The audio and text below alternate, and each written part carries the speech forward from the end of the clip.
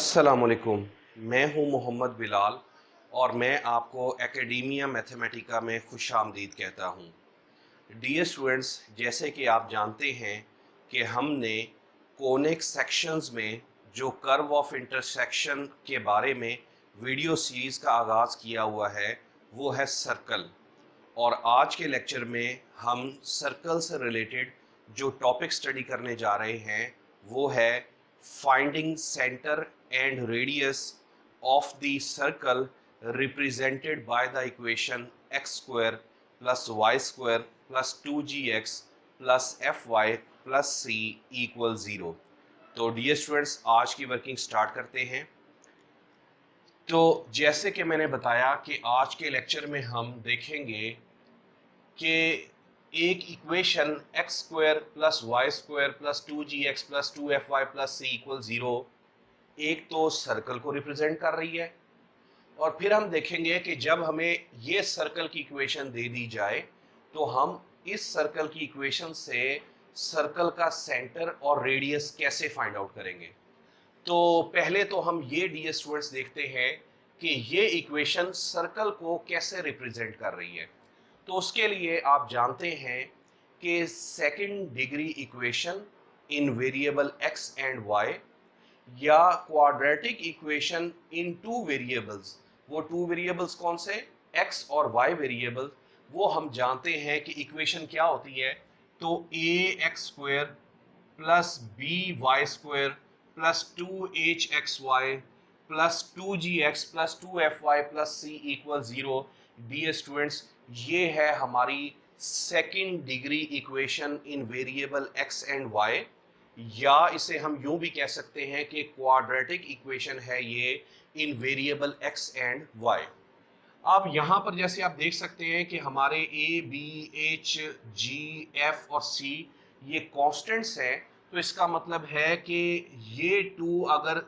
Constant को represent कर रहा है और साथ में एच मल्टीप्लाई हो रहा है, तो ये सारे का सारा भी कांस्टेंट जो है वो हम लिख सकते हैं। इसी तरह 2g है तो इसको भी हम एक कांस्टेंट की शक्ल में लिख सकते हैं, 2f है हम इसको भी एक कांस्टेंट की शक्ल में लिख सकते हैं। यानी कि सेकंड डिग्री इक्वेशन आप कुछ जगह पे देखेंगे तो वो a x square plus b y square plus h x y plus g x plus f y plus c equal 0 की शक्ल में लिखी गई है। या ये इस शक्ल में भी हमारी जो इक्वेशन लिखी हुई है, जो मैंने यहाँ पे ये लिखा है, ये भी हमारी सेकंड डिग्री इक्वेशन है इन वेरिएबल एक्स एंड वाई। ये यूं समझ लें कि हमारी जनरल इक्वेशन है, सेकंड डिग्री इक्वेशन है हमारी जनरल फॉर्म, और ये वो हमारी सेकंड डिग्री इक्वेशन है जिससे हम ये जो हमारी सर्कल की इक्वेशन है इसे ड्राइव करने लगे हैं। तो एनीवे, जो मैंने रेड लाइन की है ये इस वक्त हम इसको लेके चल रहे हैं, तो ये हमारी सेकंड डिग्री इक्वेशन है इन वेरिएबल एक्स एंड वाई। तो अगर इस सेकंड डिग्री इक्वेशन में हम a इक्वल बी, यानी कि a इक्वल बी का मतलब है एक्स स्क्वायर और वाई स्क्वायर का कोफिशिएंट सेम रखें और h इक्वल 0 सपोज करें, या h इक्वल 0 लेके चलें, और h इक्वल 0 का मतलब है कि जब h 0 होगा तो इस इक्वेशन में x मल्टीप्लाई बाय y वाली टर्म मौजूद नहीं होगी। अगर ये टर्म मौजूद ना हो तो हम यहाँ से इस रिजल्ट पे पहुंच जाएंगे। ये रिजल्ट हमारा कैसे आया, जब हमने a और b यानी कि एक्स स्क्वायर और वाई स्क्वायर के कोफिशिएंट को सेम रखा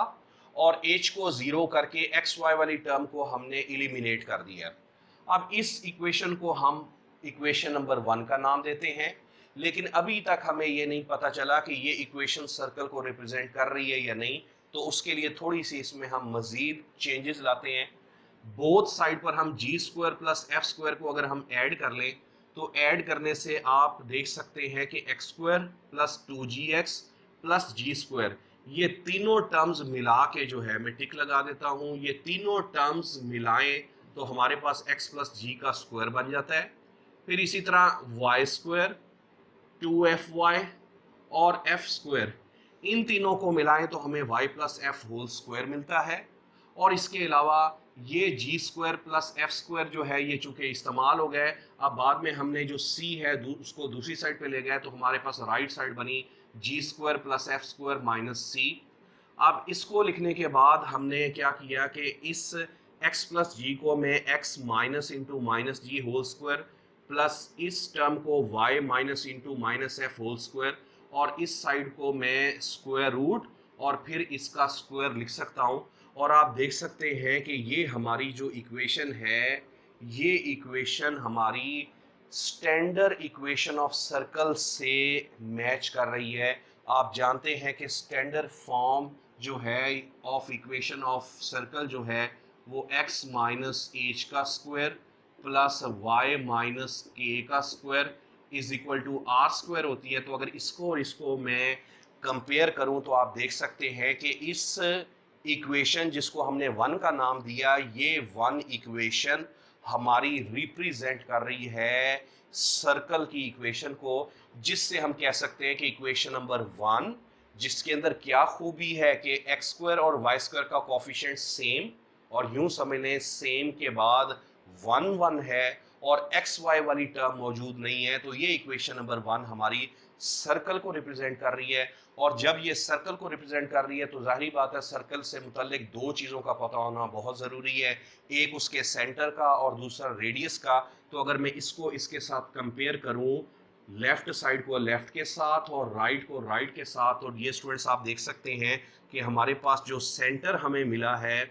वो है माइनस जी और माइनस एफ, यानी कि सेंटर का फर्स्ट कोऑर्डिनेट माइनस जी और सेकंड कोऑर्डिनेट माइनस एफ है। और राइट साइड कंपेयर करें तो हमारे पास जो सर्कल का रेडियस है उसका ये एक्सप्रेशन आया है। तो यहाँ से ये पता चला कि इक्वेशन नंबर वन जो कि कहाँ से ड्राइव की गई है, second degree equation in variable x और वाई से। तो second degree equation in x and y variable से हमने सर्कल की इक्वेशन को ड्राइव किया, और यहाँ से यहाँ तक ये जो प्रोसेस है इससे हमें ये पता चला कि इक्वेशन नंबर जो वन है वो हमारी सर्कल को रिप्रेजेंट कर रही है, और ऐसे सर्कल को रिप्रेजेंट कर रही है जिसका सेंटर जो है माइनस जी और माइनस एफ है सॉरी, और रेडियस जो है वो g square plus f square minus c का स्क्वायर रूट है। अब ये हमारे पास आप कह लें कि इक्वेशन नंबर वन और उससे रिलेटेड टू इंपॉर्टेंट रिजल्ट से अब हम नोट जो है कुछ देखते हैं इनसे रिलेटेड। तो पहला नोट जो है वो हमें ये बताता है कि ये इक्वेशन नंबर वन जिस सर्कल को रिप्रेजेंट कर रही है वो सर्कल रियल सर्कल हो सकता है, पॉइंट सर्कल हो सकता है, या इमेजिनरी सर्कल। तो वो उसने ये बताया कि ये एक्सप्रेशन चूंकि रेडियस से लिया गया है, यानी कि रेडियस में स्क्वायर रूट के अंदर वाली टर्म, अब जाहिर बात है जब ये एक्सप्रेशन ग्रेटर देन जीरो आएगा तो ग्रेटर देन जीरो का मतलब है कि पॉजिटिव आएगा, तो पॉजिटिव का स्क्वायर रूट भी पॉजिटिव क्वांटिटी आएगा, और रेडियस अगर पॉजिटिव क्वांटिटी हो तो हमारे पास एक रियल सर्कल मिलता है। फिर अगर ये अंदर वाला एक्सप्रेशन जीरो के इक्वल आए तो जीरो का स्क्वायर रूट चूंकि जीरो होता है, तो अगर किसी सर्कल का रेडियस जीरो आता है तो जाहिर बात है हम पहले पढ़ चुके हैं इससे पहले वाले लेक्चर में कि ऐसा सर्कल जिसका रेडियस जीरो हो वो हमारा पॉइंट सर्कल कहलाता है। तो ये दो बातें हो गई। और अगर अंदर वाला एक्सप्रेशन लेस देन जीरो आ जाए तो नेगेटिव क्वांटिटी का जो है चूंकि स्क्वायर रूट पॉसिबल नहीं है, और अगर रेडियस जो है वो हमें नहीं डिफाइंड है तो इसका मतलब है कि हम ऐसे सर्कल को ड्रॉ नहीं कर सकते। ये हमारा सर्कल जो है वो इमेजिनरी सर्कल या वर्चुअल सर्कल जो है ये हमारा कहलाएगा। तो ये हमारा नोट नंबर वन है। नोट नंबर वन हमें ये बता रहा है कि रेडियस को देखते हुए कैसे पता चलता है कि कोई circle real circle, point circle या इमेजिनरी सर्कल जो है वो है, रेडियस को देख के इससे पता चलता है। पॉइंट नंबर टू हमें ये बताता है, ये थोड़ा शॉर्टकट है, कि अगर आपके पास ये इक्वेशन हो सर्कल की गिवन तो आपने सेंटर निकालने का ये फार्मूला है और रेडियस का ये, तो सेंटर निकालने का थोड़ा फास्ट तरीका ये भी है कि अगर आप सेंटर को, जाहिर बात है हम एच और के कहते हैं, इसका मतलब है सेंटर सर्कल का एच और के या माइनस जी और माइनस एफ है। तो एच को निकालने का तरीका है -1/2 multiply by coefficient of x, ये कोएफिशिएंट ऑफ एक्स कहाँ से देखना है, जब सर्कल की इक्वेशन आपको गिवन होगी, जो कि जाहिर बात है इस लेक्चर में हम आगे प्रॉब्लम्स भी पढ़ेंगे, एमसीक्यूज भी पढ़ेंगे, जिससे हमें और ज़्यादा इजी हो जाएगा कि ये कैसे अप्लाई करना है। तो अभी यहाँ पर आप कुछ याद कर लें कि एच की वैल्यू कैसे मिलेगी, -1/2 टाइम्स कोएफिशिएंट ऑफ एक्स। इसी तरह के होगी -1/2 टाइम्स कोएफिशिएंट ऑफ वाई। और इस एच और के की वैल्यू ही हमारी असल में सर्कल का जो है वो सेंटर है। और सेंटर हमें पता है या एच के कह सकते हैं या -g और -f, ये दोनों चीज़ें सेम सर्कल के सेंटर को रिप्रेजेंट कर रही हैं। और जब एच और के की वैल्यू मिल जाए तो रेडियस की वैल्यू निकालनी हो तो एच का स्क्वायर प्लस के का स्क्वायर माइनस सी का अंडर रूट जो है वो अगर हम लें तो इस सर्कल का रेडियस मिल जाएगा। ये हमारा पॉइंट नंबर 2, जो कि इन फैक्ट हमारा एक जरा शॉर्टकट जो है वो मेथड है सर्कल की इक्वेशन से उसका सेंटर और रेडियस को निकालने का। थर्ड पॉइंट जो है वो हमें ये बताता है कि कुछ सर्कल की फॉर्म्स हैं कि अगर आपके पास ये सर्कल की इक्वेशन हो तो ये सर्कल की इक्वेशन, पहला पॉइंट ये कहता है कि ये सर्कल पास करेगा ओरिजिन से, तो F और G ये तो नॉन जीरो हमें मिलेंगे, लेकिन C की वैल्यू जीरो मिलेगी। यानी कि ये आप देख सकते हैं कि ये हमारे पास इक्वेशन ऑफ सर्कल है, इसमें C की वैल्यू जीरो है। तो यहां से देखकर हमें पता चलता है कि जब भी ऐसी इक्वेशन हमें मिले सर्कल की जिसमें C की वैल्यू जीरो आपको नजर आ रही हो, तो इसका मतलब है कि ये सर्कल ओरिजिन में से पास हो रहा है। पॉइंट नंबर 2 ये बताता है कि कोई भी सर्कल जिसका सेंटर ओरिजिन पर हो, कोई भी सर्कल जिसका सेंटर जो है वो ओरिजिन पर हो, और यूं समझ लें कि रेडियस जो है वो एक्चुअली जीरो हो, या यूं कह लें कि एफ जीरो हो, जी भी जीरो हो और सी भी जीरो हो, तो इसका मतलब है ये इक्वेशन हमारी ऐसे सर्कल को रिप्रेजेंट करेगी जो कि पॉइंट सर्कल होगा, यानी कि उसका रेडियस जो है वो जीरो होगा। तो ये सेकंड पॉइंट क्या बताता है, सेकंड पॉइंट ये बताता है कि अगर आपके पास इक्वेशन ऑफ सर्कल में G की वैल्यू, F की वैल्यू और C की वैल्यू, तीनों कांस्टेंट्स की वैल्यू जीरो मिले, तो इसका मतलब है ये हमारा equation of circle point circle को रिप्रेजेंट कर रहा है। तो आई होप कि आपको ये पॉइंट नंबर 2 भी क्लियर हो गया होगा। थर्ड पॉइंट ये बताता है कि अगर कोई सर्कल जिसका सेंटर जो है वो ओरिजिन पर हो, तो F और G की वैल्यू हमें जीरो मिलेंगी, जबकि C की वैल्यू जो है वो नॉन जीरो होगी। तो ये इक्वेशन फॉर एग्जांपल जैसे दी हुई है, तो आप देख सकते हैं कि ये इक्वेशन ऐसी इक्वेशन है जिसमें हमें G की वैल्यू, F की वैल्यू जीरो मिल रही है, लेकिन C की वैल्यू नॉन जीरो है। तो यहां से पता चलेगा कि ये ऐसा सर्कल है जिसका सेंटर जो है वो ओरिजिन पे लाई कर रहा है। तो ये भी काफ़ी ज़्यादा आसान है। और आगे ये भी दिया गया है कि -25 है, तो जाहिर बात है इस साइड पे जाके ये 25 हो जाएगा। लेकिन अगर C की वैल्यू पॉजिटिव आ रही होगी यहाँ पर, तो जाहिर बात है 25 दूसरी साइड पे जाएगा तो -25, और रेडियस अगर नेगेटिव में आ जाए तो तब भी ये हमारा इमेजिनरी सर्कल जो है वो रिप्रेजेंट कर रहा होगा। तो फोर्थ पॉइंट ये बताता है कि अगर आपके पास इस इक्वेशन ऑफ सर्कल में F जो है वो जीरो मिले, G और C नॉन जीरो मिले, तो ये ऐसे सर्कल को रिप्रेजेंट कर रही होगी जिस सिचुएशन में सर्कल का सेंटर एक्स एक्सिस पे होगा। तो यहां से ये पता चला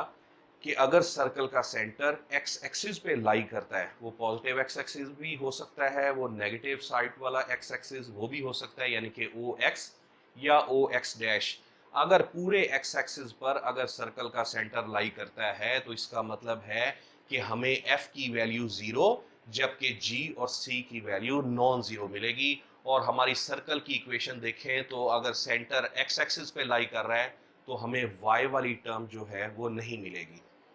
y की पावर 1 वाली की बात कर रहा हूं, यानी कि सिर्फ x वाली टर्म मिलेगी, y वाली टर्म नहीं मिलेगी। इसी तरह सर्कल का सेंटर अगर y एक्सिस पे मौजूद हो तो हमें x वाली टर्म नहीं मिलेगी, और जाहिर बात है सिचुएशन में f और c नॉन जीरो होंगे, जबकि g की वैल्यू जीरो होगी। अगर g की वैल्यू जीरो होगी तो ही तो हमें x वाली टर्म नहीं मिलेगी। इसका मतलब है अगर सर्कल का सेंटर एक्स एक्सिस पर हो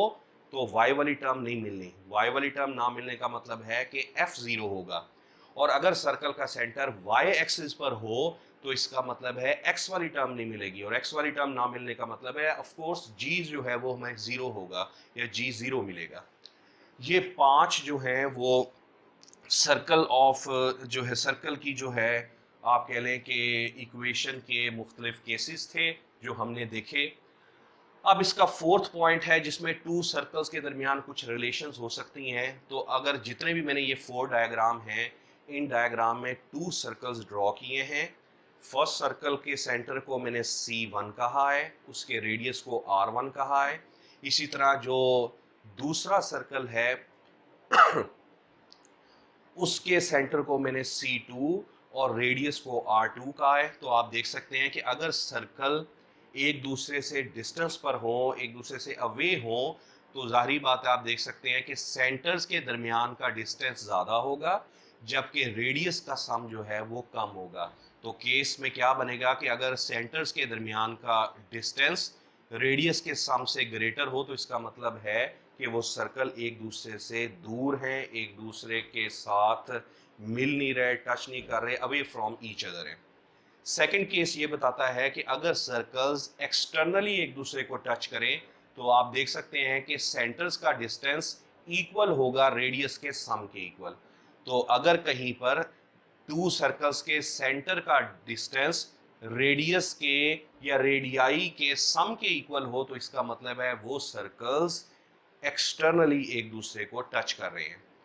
ये हमें ये बात बताती है कि अगर टू सर्कल्स हमारे पास हों, उनके रेडियस बेशक डिफरेंट हो लेकिन उन सर्कल्स के सेंटर एक जैसे हों। यहाँ पर ब्लैक वाला सर्कल और ब्लू वाला सर्कल का सेंटर सेम पॉइंट है, तो हम देखेंगे कि दोनों सर्कल्स के सेंटर का फासला जो है वो जाहिर बात है जीरो है। इस पॉइंट पे अगर पहले सर्कल का सेंटर है, इसी पॉइंट पे दूसरे सर्कल का सेंटर है, तो अगर एक ही पॉइंट का या उस पॉइंट का उसी पॉइंट से डिस्टेंस लें तो ऑफ कोर्स डिस्टेंस जीरो आएगा। फोर्थ जो हमारा पार्ट है वो ये बता रहा है कि अगर सर्कल को एक सर्कल इंटरनली टच करे तो आप देख सकते हैं कि सर्कल्स के सेंटर के दरमियान का फासला या बड़े वाला सर्कल R1 माइनस R2 के इक्वल होगा, और बाज का ऐसा भी हो सकता है ब्लू वाला सर्कल बड़ा हो और ब्लैक वाला सर्कल छोटा हो, तो अगर R1 माइनस R2 के इक्वल है ये भी सिचुएशन हो सकती है, या R2 माइनस R1 के इक्वल हो ये भी सिचुएशन हो सकती है। अगर ये सिचुएशन हो तो इसका मतलब है फर्स्ट सर्कल बड़ा है, सेकंड वाला छोटा है, और अगर ये सिचुएशन हो तो इसका मतलब है सेकंड सर्कल बड़ा है और फर्स्ट सर्कल छोटा है। बहरहाल दोनों सेंटर्स के दरमियान का डिस्टेंस दोनों रेडियाई के डिफरेंस के इक्वल हो तो हम कहेंगे कि ये दोनों सर्कल्स जो हैं वो इंटरनली टच कर रहे हैं। और अगर दोनों केसेस को कवर करना हो तो हम R1 माइनस R2 की एब्सोल्यूट वैल्यू भी ले सकते हैं। तो इसका मतलब है अगर टू सर्कल्स के सेंटर्स के दरमियान का डिस्टेंस उनके रेडियाई के डिफरेंस की एब्सोल्यूट वैल्यू के इक्वल है तो इसका मतलब है सर्कल जो हैं वो एक दूसरे को इंटरनली टच कर रहे हैं। अब इसका फिफ्थ पॉइंट जो है डियर स्टूडेंट्स वो देखते हैं कि कोनिक सेक्शन जो है, कोनिक सेक्शंस हम जानते हैं कि 4 कर्व्स ऑफ इंटरसेक्शंस हैं मेनली। उनमें नंबर 1 सर्कल, फिर एलिप्स, फिर पैराबोला और फिर हाइपरबोला है। तो उन्होंने कहा है कि कैसे पता चलेगा कि अगर आपके पास सेकंड डिग्री इक्वेशन दी गई हो तो कौन सी सेकंड डिग्री इक्वेशन किस कर्व ऑफ इंटरसेक्शन को जो है वो बता रही है। ये कर्व ऑफ इंटरसेक्शन आप जानते हैं कि डबल सर्कुलर कोन और प्लेन जो है इनके दरमियान इंटरसेक्शन से हमें मुख्तलिफ कर्व्स ऑफ इंटरसेक्शन जो हैं वो मिलती हैं। जबकि पूरा जो कोन की डेवलपमेंट है, कोन के पार्ट्स हैं, वो सारे के सारे हम किसी और लेक्चर के अंदर इनको डिस्कस करेंगे कि कब कौन सी कर्व ऑफ इंटरसेक्शन मिलती है। और बहुत आसान है, कोन का एक्सिस और प्लेन और साथ में कोन का जो जनरेटर है इनके दरमियान कुछ रिलेशंस होती हैं कुछ केसेस हैं, कुछ सिचुएशंस हैं जिनसे हमें ये चार कर्व ऑफ इंटरसेक्शन यानी कि सर्कल, पैराबोला, एलिप्स और हाइपरबोला मिलते हैं। बहरहाल हम आज के लेक्चर में उन डिटेल में नहीं जाएंगे। यहाँ पर ये बात जो है वो आपने देखनी है कि सेकंड डिग्री इक्वेशन को देख के कैसे पता चलता है कि कौन सी सेकंड डिग्री इक्वेशन किस कोनिक सेक्शन को जो है वो बता रही है या जाहिर कर रही है। तो उन्होंने ये कहा है कि जब ईदर x और y is squared but not both, कोई भी ऐसी आपको सेकंड डिग्री इक्वेशन मिल जाए वेरिएबल x और y में जिसमें x स्क्वायर मौजूद हो तो y स्क्वायर ना हो, और अगर y स्क्वायर मौजूद हो तो x स्क्वायर ना हो, तो वो इक्वेशन जो है वो पैराबोला को रिप्रेजेंट करेंगी। जैसे यहाँ पर ये इक्वेशन है, ये सेकंड डिग्री इक्वेशन है इन वेरिएबल x एंड y, और इसमें आप देख सकते हैं कि x स्क्वायर मौजूद है लेकिन y स्क्वायर वाली टर्म मौजूद नहीं है, तो ये पैराबोला को रिप्रेजेंट कर रही है। ये इक्वेशन देखें तो इसके अंदर भी y का स्क्वायर है लेकिन x का स्क्वायर मौजूद नहीं है, तो हम कहेंगे ये second degree equation in variable x and y ये भी हमारी पैराबोला को रिप्रेजेंट कर रही है। इलिप्स के लिए क्या है कि when x and y are both squared and the coefficients are positive, positive भी कर सकते हैं या सेम भी कर सकते हैं, वो अभी समझा देता हूं, बट डिफरेंट, लेकिन वो कोएफिशिएंट की वैल्यू एक दूसरे से मुख्तलिफ हो, तो इलिप्स के लिए कोई भी second degree equation in variable x और y अगर उसके अंदर x और y के स्क्वायर वाली टर्म्स हो और x स्क्वायर का कोएफिशिएंट और y स्क्वायर का कोएफिशिएंट जो है वो सेम ना हो लेकिन उनके साइन एक जैसे हों। साइन एक जैसे होने का मतलब है दोनों कोएफिशिएंट इक्वल भी नहीं है लेकिन दोनों कोएफिशिएंट क्या हैं, पॉजिटिव, या ये सिचुएशन भी हो सकती है दोनों कोएफिशिएंट जो हैं वो डिफरेंट है लेकिन साइन उनके क्या है, सेम। साइन सेम होने का मतलब है या दोनों पॉजिटिव हों या दोनों नेगेटिव हों। आप कहेंगे आपने क्यों पॉजिटिव लिखा है, तो एक्चुअली असल में दोनों नेगेटिव हो भी जाएं तो हम चूंकि इस इक्वेशन की सारी टर्म को दूसरी साइड पे ले जाएं या यहाँ से माइनस कॉमन ले लें तो वो बेसिकली माइनस वाले भी पॉजिटिव में ही चेंज हो जाएंगे। तो इस वजह से अगर सिंगल वर्ड के लिए याद करना हो तो कोई भी second degree equation in variable x और y जिसके अंदर x और y की स्क्वायर टर्म हो और उनके कोएफिशिएंट जो हैं वो सेम ना हो और हों भी पॉजिटिव, वो इक्वेशन हमारी एलिप्स को जो है वो रिप्रेजेंट कर रही है। हाइपरबोला के लिए उन्होंने कहा है कि when x and y both are squared having different coefficients with opposite signs, तो यहां से ये पता चला कि कोई भी सेकंड डिग्री इक्वेशन जिसमें x और y स्क्वायर्ड हो और उनके कोएफिशिएंट भी इक्वल ना हो और साथ में उनके साइंस भी अपोजिट हो, तो साइंस अपोजिट जो है होने का मतलब है कि एक अगर x स्क्वायर का कोएफिशिएंट नेगेटिव है तो y स्क्वायर का कोएफिशिएंट जो है वो पॉजिटिव होना चाहिए और x स्क्वायर और y स्क्वायर के कोएफिशिएंट होने भी अनइक्वल चाहिए। तो जब भी कोई इक्वेशन इस शक्ल में होगी तो हम कहेंगे कि ये इक्वेशन हमारी हाइपरबोला को रिप्रेजेंट कर रही है। अब इसके बाद सिक्स्थ पॉइंट में कोनिक सेक्शन को ही आइडेंटिफाई करने का एक और तरीका भी है, जो आपको आसान लगे आप उसको जो है वो ओबे करें। वैसे तो अमूमन तकरीबन 99% जो हैं वो दोनों केसेस ही ठीक तरह से जवाब दे रहे होते हैं। बहरहाल सिक्स्थ वाला देखते हैं कि अगर आपके पास एक सेकंड डिग्री इक्वेशन है इन वेरिएबल x एंड y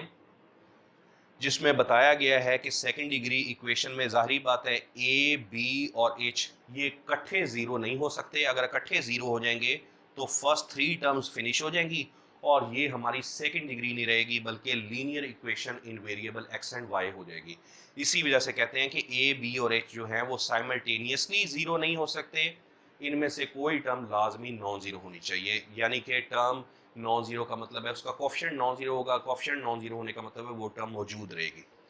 अच्छा, मैं ये बता रहा था कि ये सेकंड डिग्री इक्वेशन किस तरह से आइडेंटिफाई करती है कोनिक सेक्शंस को, तो सबसे पहले सर्कल के लिए देखें ये h square minus 4ab discriminant को शो करता है। ये डिस्क्रिमिनेंट वाला काम आप पहले nature of roots of quadratic equation in one variable में आप ये काम कर चुके हैं। यहाँ पे देखें